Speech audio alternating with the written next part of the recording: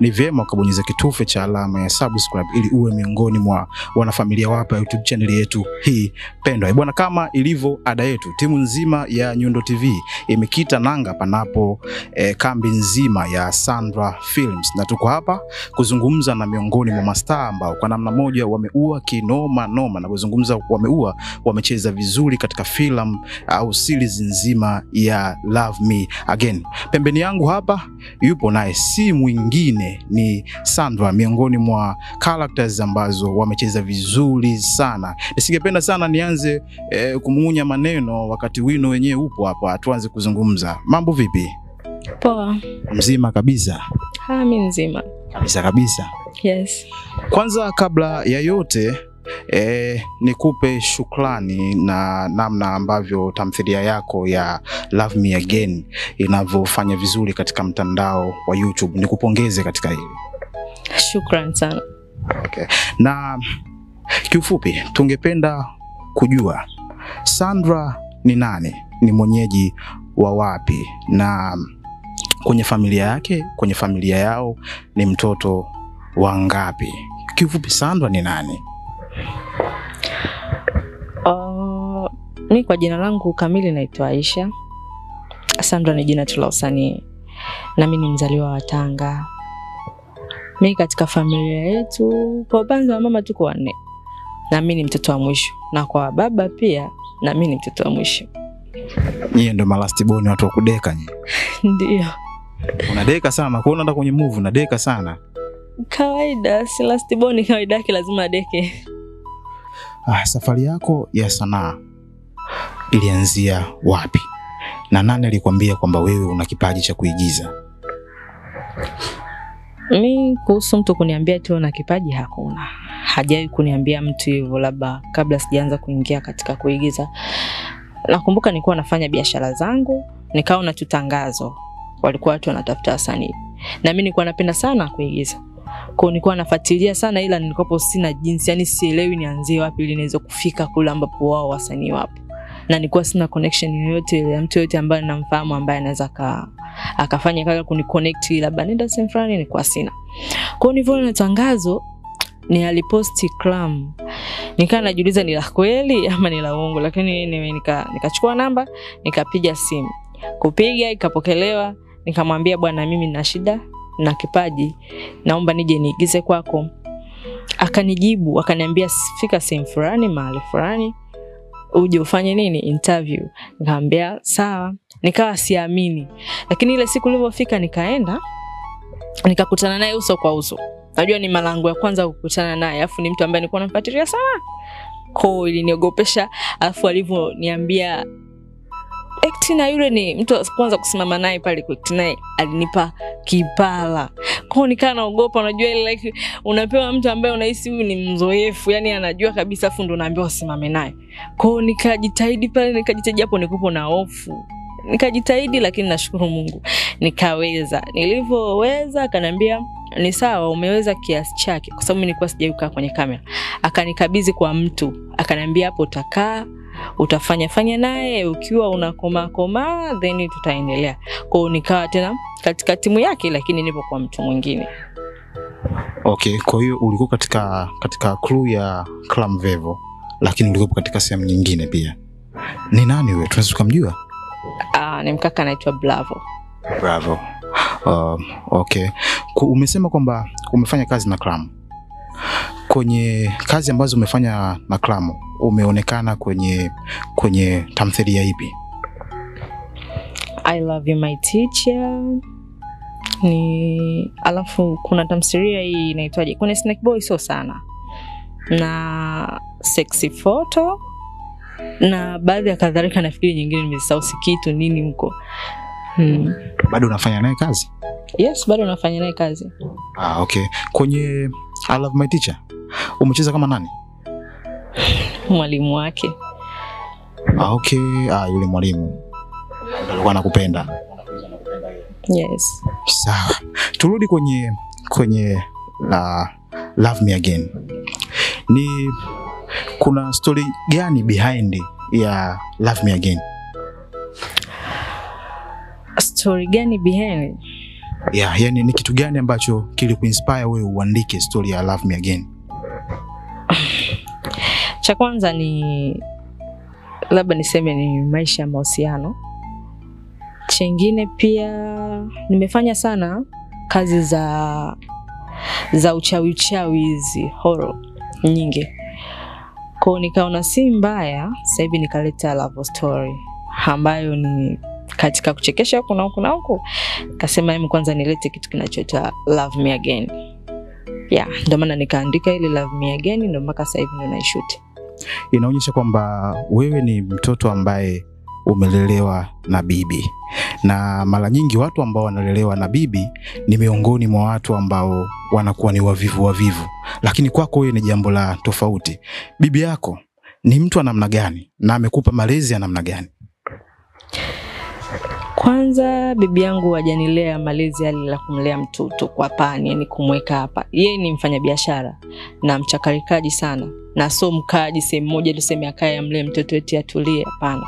Kwa amenilea mazingira ya kuishi popote napoweza kukaa ili nikae nisije nikasema kwa watu vibaya, ule mtoto amelelewaje mazingira. Kwa hivyo amenifunza biashara, jinsi ya kuishi na watu, heshima, hekima na busara pia.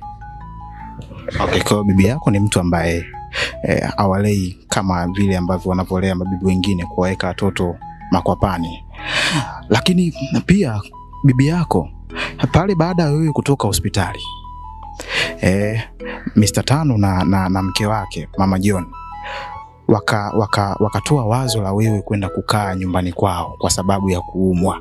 Kuna baadhi ya maneno bibi yako aliyazungumza pale, kwamba yeye mwenyewe alikuwa anawaza namna hiyo, kwamba yeye na mimi niko nawaza hivyo. Ulimchukuliaje bibi yako?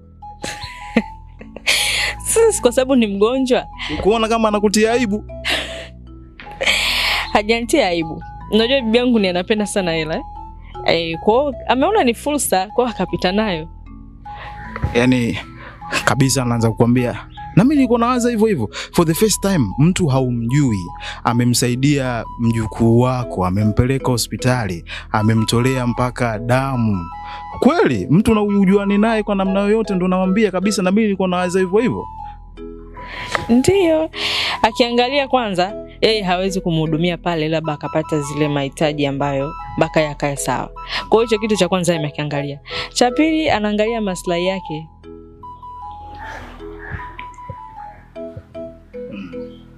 Anaangalia maslahi yake ambayo anaona yeye kwamba akienda kukaa kule kuna namna naweza kunufaika, pia huyu binti atakaa sawa.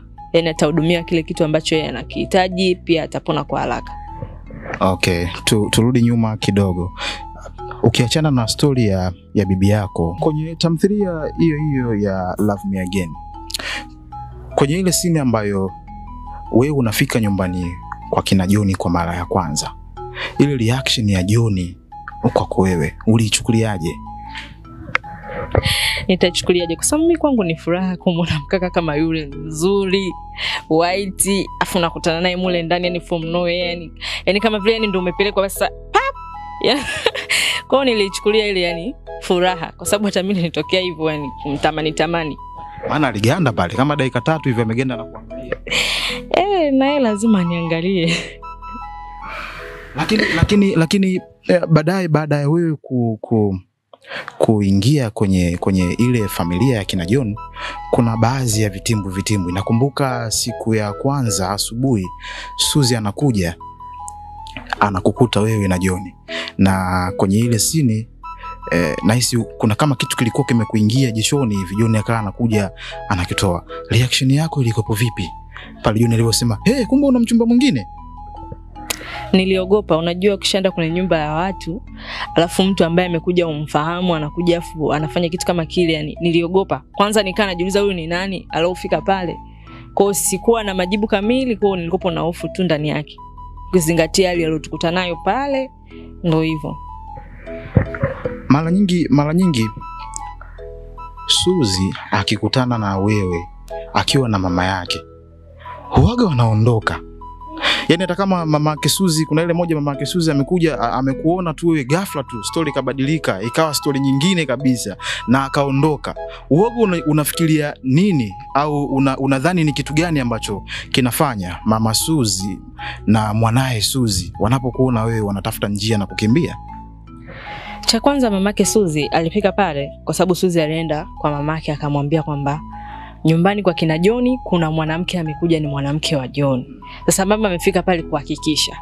Kwa hiyo alipokuja akaongea na yule mama, baada ya kuniona mimi ndo akajua okay, kumbe mwanamke yenyewe alioitwa ndo huyu.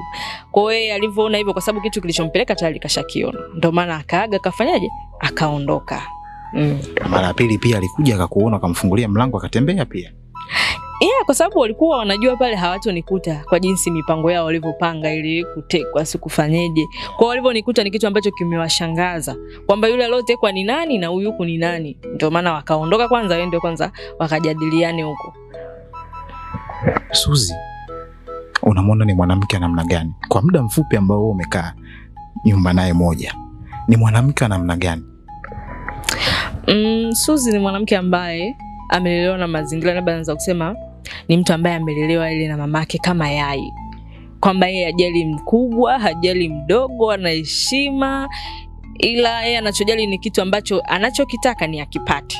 Kwa ni mwanamke wa design hiyo ambaye nimekaa pale ndani ndo nilichomsoma katika akili yake. Unadhani Suzi anamfaa John au John anamfaa Suzi?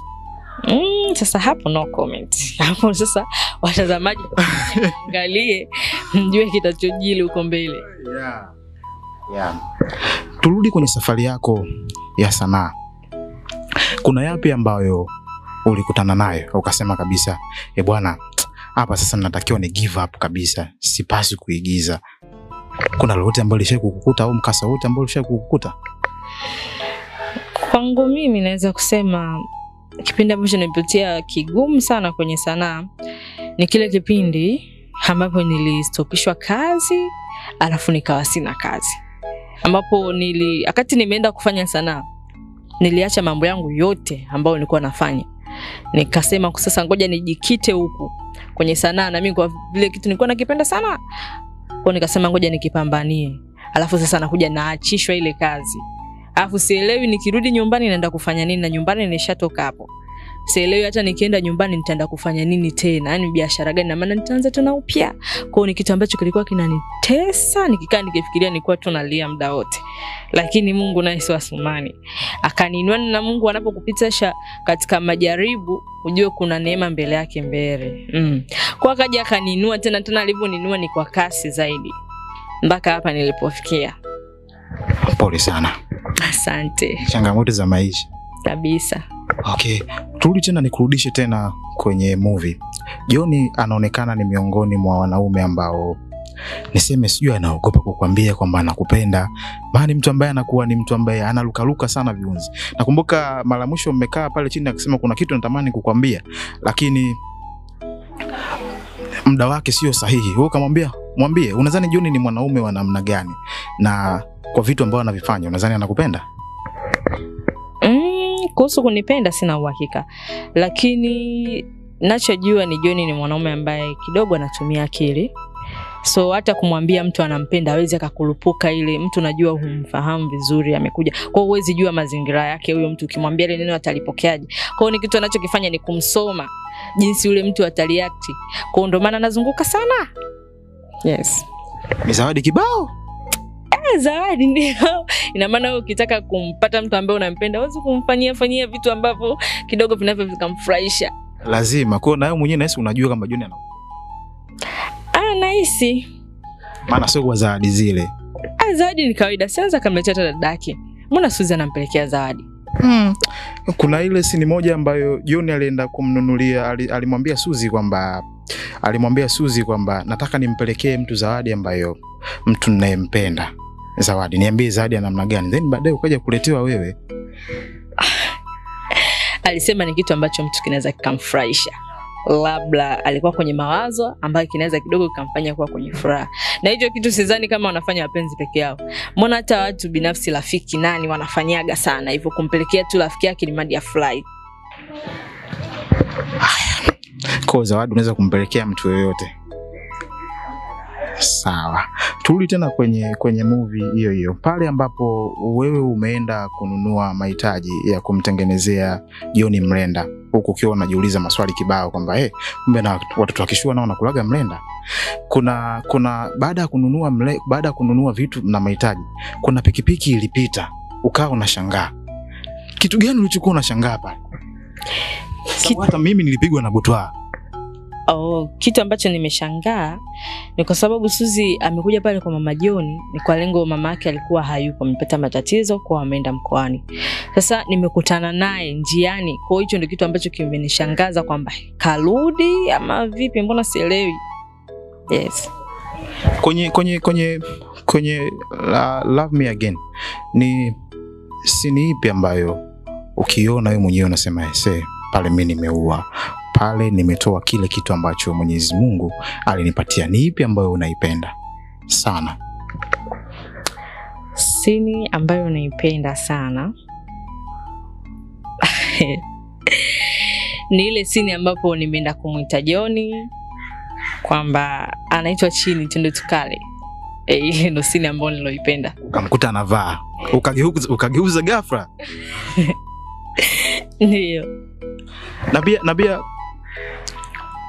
ipi ambayo wewe binafsi unasema hii nilipata heka sana kipindi ambapo naigiza? Nasema nilipata heka. Uliambiwa urudie karibia mara kibao. Irudie. Yaani ipi ambayo ulipata heka? Ni ile kuongea kwa ishara kwamba afu kamkimbilia kwenda kumkumbatia, ni kumrukia, kumkumbatia pale. Sawa. Pia kwenye movie hiyo ya Love Me Again, kuna stage ulimkatalia John asikubebe. Kwa nini ulimkatalia? Pale ambapo ulisema mguu wako unauma, kwa nini ulimkatalia asikubebe wakati mwenzako alikuwa na nia nzuri tu? Sasa ningeweza kujisogeza mwenyewe, kwa nikahisi labda nitamsumbua, ukizingatia nini yule ni mtoto wa yule mwenye ile nyumba. Sasa nianze kumsumbua hivyo, kwa ndo maana nikamwambia niko sawa tu, nitapandisha mwenyewe. Au ulikuwa unaogopa atakuangusha? Hapana. Maana kuna stage pale nimeona kabisa baada mlipofika ndani kule, John ukamwambia pole nimekusumbua. John akakwambia kwa uzito gani? Yaani kiasi kwamba wewe ni mzito kiasi hiko? Wewe sikuna uzito, ila mimi ni mzito na kilo. Binafsi uwaga nikiwa naangalia tamthilia kama Love Me Again, ni uwaga naangalia comment. Watu wengi wanatamani sana mahusiano ya kwako wewe na John. Wanatamani mahusiano, yani yatokee mahusiano kati ya wewe na John, na yasiwe mahusiano tu kwenye movie au tamthilia, yawe mahusiano ya uhalisia. Unawaambiaje?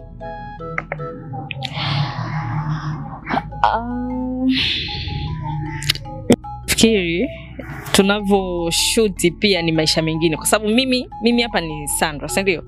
Mimi ni Sandra kwenye movie ambayo tunashoot. Kwa hiyo mahusiano ni ya kwenye movie, ambayo ni private. Kwa hiyo wasije wakafananisha mahusiano halisi na mahusiano ambayo ya kwenye movie. Yaani ni ya kwenye movie tu. Wewe huwezi jua John yuko huko na mkewe na nani, kwa hiyo yote hayo ni vitu vya mtu binafsi, huwezi jua. Kwa hiyo wasije wakacomplain kwamba itabidi hawe hivi. Angalia tu movie. Yes. Sokoni sasa hivi kumekuwa na tamthilia nyingi sana na ushindani umekuwa mkubwa sana. Umejiandaa vipi kuhakikisha kwamba unapenya katika soko ambalo lina ushindani mkubwa sana? Mimi nimejiandaa tu kivyangu, na kama ni ushindani labda ni wao wana ushindani huo, lakini mimi ninachojua mimi kwamba naweza na nataka nifike pale ninapopataka, na nitapambania kitu ambacho ninakitaka na nitafika ninapopataka. Yes. Nje ya tamthilia na kuigiza, ukiwaga nyumbani uwaga unapendelea kufanya nini zaidi? Kuangalia movie mbalimbali ili niweze kupata vitu vya kujaza au kuweka katika filamu yangu, au kupunguza ili iweze kunijenga zaidi. Na hizo tamthilia au movie ambazo unakuwa unaangalia ni movie za soko la kibongo au ni international? Hapana, sio kibongo. Ni movie tu za nchi jirani. Wewe wabongo waangalii kabisa? Naangalia lakini sio sana. Movie ipi ambayo unakuwa unaifuatilia katika soko la kibongo au tamthilia? Si kitu. Kuna hii inaitwa Professor, kuna hii inaitwa Switch of Love, kuna pia Love Me Again, kuna hii Muuza Maji, vitu vingi tunafuatilia hapa. Nikikurudisha nyuma kidogo, tulipoanza kuzungumza unasema kwamba safari yako ya kwanza ya uigizaji ulianzia kwa Clam Vevo. Sasa hivi umeanzisha gang yako. Ni ugumu kiasi gani wa wewe kama mtoto wa kike kuanzisha gang? Ikumbuke mwanzoni ulikuwa upo katika mikono ya mtu. Una ugumu kiasi gani hasa ukiwa mtoto wa kike? Ugumu upo, lakini ukikaa ukituliza akili utaona kila kitu ni cha kawaida. Kwa sababu kuanzisha au kuongoza crew ya watu na watu ambao wenye umri tofauti kidogo, inahitajika kwanza uwe na akili, kwa sababu ujue jinsi ya kuzungumza nao, ujue jinsi ya kuongea nao, na ujue hapa ni unaongea naye kama nani, yani kama boss. Ikifika hapo unaongea naye kama kaka yako, kama dada yako, ni hivyo. Kuna vitu tu fulani ambavyo unapitia, unaweza kukuta mtu mkubwa wako unashindwa jinsi ya kumwambia, kwa lazima kidogo ukakamae, yani ndio ili uweze kumfikishia kile kitu ambacho labda yeye amezingua au amefanya. Kwa ndio ugumu ambao unaweza ukaa unanikabili mimi, lakini najua jinsi ya kupambana nao. Na kwenye hapo ulipita kwa Clam Vevo kama tulivyosema awali, na sasa hivi huko na gang yako na maisha mengine yanaendelea. Je, kwa pesa hizo kidogo ambazo unakuwa unazipata, ulishawahi kumtafuta Clam Vevo ukasema kwamba da brother, nashukuru sana mentorship yako na mpaka hapa tulipofika? Na kumshukuru shai kumshukuru, lakini sidhani kama napaswa kumshukuru kwa sababu bado pia namtegemea katika safari yangu. Kwa bado yupo sana katika maisha yangu ambao namtegemea kunishika mkono hapa kunipeleka sehemu nyingine pia. Ila kwa kumshukuru naweza kumshukuru kwa sababu bila yeye mimi nisingekuwa Sandra nilokupo hapa sasa hivi na watu wasingenifahamu. Maisha yako ya uhalisia yanarelate vipi na Love Me Again? Ya kile ambacho umekiigiza kwenye Love Me Again na maisha yako ya uhalisia yanaendana? Hapana, hayaendani. Vitu vili tofauti. Ni vitu vili tofauti. Movie ni movie, maisha yangu ni maisha yangu. Yes. Okay. Unasema unafuatilia Professor, unafuatilia Muuza Maji, unafuatilia umetaja Kusikitu, unafuatilia nini hii? Dunia umetaja? Hajahitaji. Kwa nini tufuatilie Dunia?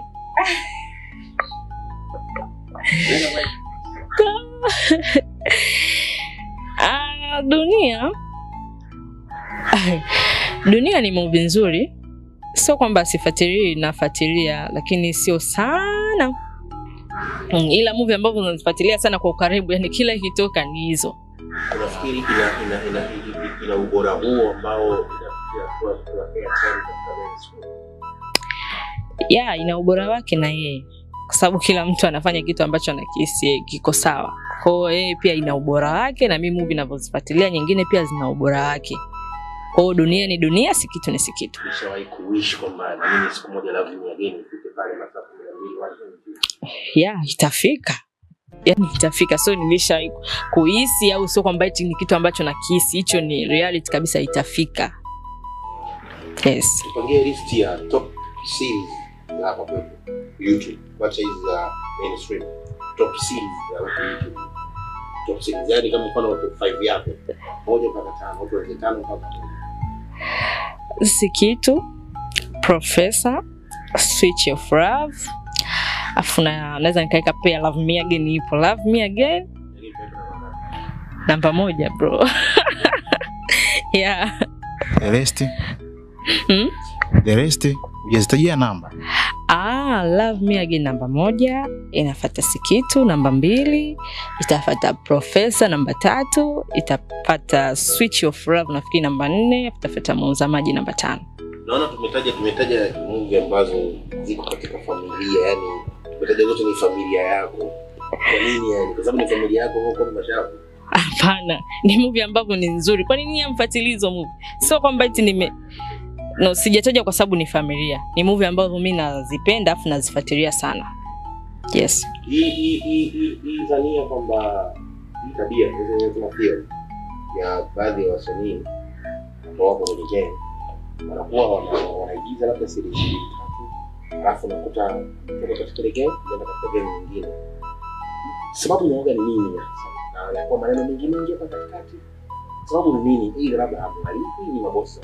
Hamwalipi au labda tabia zao zinawani wanakuwa labda hawana nidhamu au ni nini kufungua maana tunakuta mmoja yuko huku, unaona huku, mmoja tena kule tena. Mmoja tunaona kule, mimi sababu nimeani kule bado nipo na hivi kwa tunaficha katika kipindi hicho. Kwa bado ile ni familia yangu kwa sababu tena. Shida ni kwa nini hasa? Wewe kama bosi sasa. Oh, umemwona nani amehama yani? Ametoka sasa. Ni nani sasa? Si ndio useme. Sasa kuwataja kwa hapa airtime. Sawa hiyo aende. Ila ni wapo. Hiyo tabia ipo katika mageni. Wengine wanasema kwamba hawalipi. Wengine wanasema kwamba mule labda unani kazi hakuna baadaye bali mapenzi. Kule labda yani kila mtu ana sababu zake.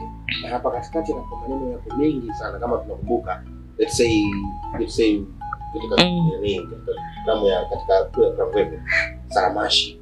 Maneno yalikuwa mengi sana. Siku mwanamke anasema mimi bwana huko ana nini familia. Turudi tena kwa Matilda. Bado tena hiyo baadaye kabisa tena na nini? Sababu inakuwa nini hapa? Ingekuwa ni mtu ambaye ametoka kwenye crew yangu ndo ametoka ameenda sehemu nyingine, ningeiongelea zaidi kiundani, lakini ni watu ambao mimi yani kiufupi siwezi kuiongelea kwa sababu mimi sijui. Wenda ametoka yeye mwenyewe na matatizo yake au ametoka nyewe wamekubaliana. Kwa hiyo mimi siwezi jua. Yo labda mfano kwenye gang ya club. Woga mnakaga na wasanii wenzio mnapiga story ya. Yes. Yo kuona labda kusikia story. Kini sistahia isipati kile anachokitaka. Aliwahi kupiga story hizo wasanii wenzio kwenye gang. Kwa hiyo kwenye gang yao. Story tunapiga lakini sio za kusema eti mimi sipati maslahi wala sifanyaje. Mimi sijawahi kuambiwa hicho kitu na sijawahi kupiga na story na mtu akaanza kuniambia mimi pale hizo story hapana. Naamini katika kuwatumia watu ili kwenda kuweza kupata mafanikio kwamba mfano kama msanii anasema pale napoteza muda na kumpeleka Sandra kufanya na hela nyingi bora tumika. Yaani utasema katika game yako atokee kichwa mmoja ambaye yuko anapata airtime sana. Watu wanamfahamu sana nikaenda ni star of course. Kwa let's say John. Alafu kuna watu pembeni ambao wanamshika masikio na mara pale Sandra anapata hela wewe unaiweka. Au wao wanakaa nao wanazungumza nao. Siamini kupitia hicho. Unajua mtu anaweza akakupamba. Kwa sasa hivi sehemu uliokuepo inaweza wewe sawa inakupa maslahi. Lakini mtu akaja akakwambia pale unatumika si na nini. Ukijazwa kichwa na wewe ukajaa ukasema ngoja mimi nitoke. Yaani ukishatoka sasa ile sehemu ndio utajua sasa ugumu wa yule mtu ambaye amekufikisha sasa wewe hapo ile sehemu ambayo ulikuepo. Hapo ndio utajua sasa ugumu wake. Kwa sababu eti usije ukasema mimi eti nyota yangu ndio inampeleka hapana. Yaani kwamba wewe nyota yako kwamba alikufuata njoo tushuti hapa kwamba nyota yako ni kali. Si ulienda mwenyewe ambao nyota yake yeye ndio imekufanya wewe nyota yako wewe imeng'aa. Kwa hiyo usije labda mtu akajaa kichwa kwamba eti mimi pale yule mtu ramba toka kwanza jaribu sehemu nyingine afu ndio uone huu ugumu. Ushauri wa kufungua gang yetu kutoka kwa nani? Kwa watu mbalimbali naweza kusema Krama amenishauri, Kipara na watu wengine pia na mimi mwenyewe nilikuwa nafikiria hicho kitu kwa sababu kila mtu akifanya kitu anatarajia kwenda sehemu fulani, kutoka sehemu fulani kwenda mpaka sehemu fulani. Ataigiza lakini naye atatamani siku moja naye aje kufika kama huyo mtu ambaye yuko pale, ambaye yeye amemwajiri aje kufika kama bosi wake. Unadhani uwepo wa gang nyingi ambazo mara nyingi watu ambao wapo kwenye baadhi ya crew wanakuwa wanajimegua na kwenda kutengeneza gang zao, unadhani baada ya miaka kadhaa ya mbele ijayo kazi zitakazokuja zitakuwa na ubora au ubora utapungua kwa sababu kila mtu anaanzisha gang yake? Sio kila mtu akianzisha gang au sio kila mtu akiwa na kambi au akiwa na kamera ndo tashuti kazi nzuri. Ubora lazima utabaki pale pale kwa sababu kitu ambacho hapo kitabidi kipambanie ni mtu kutoa quality nzuri, kushuti kazi nzuri yenye kueleweka. So wewe umetoka hapa useme ukaanzisha gang yako huko ndo ukajua labda eti na mimi eti nipo katika ile list ya watu ambao pambana. Okay, na mpaka sasa hivi kwenye sanaa ulivyoanza na mpaka sasa hivi kuna mafanikio yote ambayo umeyapata kwa kupitia sanaa ukasema I'm really proud of this? Mafanikio yapo, lakini ninaweza kusema moja hapo ni kufungua kambi yangu. Sidhani hata kama kuna watu wengine hawana kambi mpaka saizi. Watu wengine hawana kambi. Lakini pia na nyumba yangu nimejenga iko hapo Kinyerezi mwisho hivi. Ikifika hapo, sababu umefika hapa kambini kwangu hujanikuta. Si niliwaambia mnisubiri? Nilikuwa nyumbani. Hayo ndo mafanikio ambayo unajivunia. Hongera sana. No, so gorofa ni nyumba. Nyumba ya chini. Mtarajie vitu vingine. Kabisa. Yuko njiani. Na kwenye ndio range. Milioni 600, milioni 400 unajua. Sasa mtu mpaka anajenga nyumba ashindwe kununua gari, sio? Sanaa ndo inaingiza hela kiasi siku. Inaingiza hela kama ukiwa na akili. Mpaka uwe na akili. Hivi na utabaki tu unacheza, tunaona jua tu linakupiga kila siku basi. Okay, tumalizie. Kwenye clue nyingi za uigizaji hasa kwa watoto wa kike kumesambaa skendo nyingi na tuhuma nyingi kwamba watoto wa kike wamekuwa wanarubuniwa kwa namna moja au nyingine kuhusu mambo ya masuala ya rushwa ya ngono. Wewe katika clue ambazo umepita mpaka sasa hivi umekuwa na uwezo wa kuwa na gang yako mwenyewe. Jambo kama hili halijawahi kukukuta? Hapana. Kwanza naweza kusema mimi sijapitia hizo crew nyingi, mimi labda nipitie kambi nyingi tofauti. Mimi nimetoka kwa klamu, nimefika hapa nilipo. Sijapitia huku uende huku urudi huku, sijapita huko kote. Ila hata watu wako wa karibu hawaje kukwambia kuhusu swala hilo? Hapana. Kulisikia? Sijawahi kabisa kulisikia masikioni mwangu. Tukienda kumaliza na haya, wewe hujawahi kulisikia, lakini kuna baadhi ya watu ambao inawatokea. Unawaambia nini? Wawe na akili wenyewe. Siwezi kulizungumzia sana kwa sababu sijui ni nani ambaye imemtokea. Lakini ukiwa na akili mwenyewe kichwani, sidhani hata kama wewe mtu anaweza kukufuata kukwambia mimi sio kukwambia utumbo. Kwa sababu mwenyewe ushajijengea heshima. Kwa mtu hawezi kukufuata kukwambia hivyo. Okay. Na tumalize, kama unahisi kwamba kuna kitu chochote ambacho sijakuuliza na ungetamani kuzungumza na mashabiki wako, time ndo hii. Mimi cha kuambia zaidi mashabiki zangu waendelee kunisupport. Support yao ndio inanifanya mimi nakuwa hapa wakati huu, ambao inanipa sana kipaumbele, cha kuchaji kichwa changu kufikiria mambo haraka ili niwaletee vitu ambavyo wanavipenda. Kwa support ni kitu muhimu sana kwao kuja kwangu, kwa waendelee kunisupport. Okay.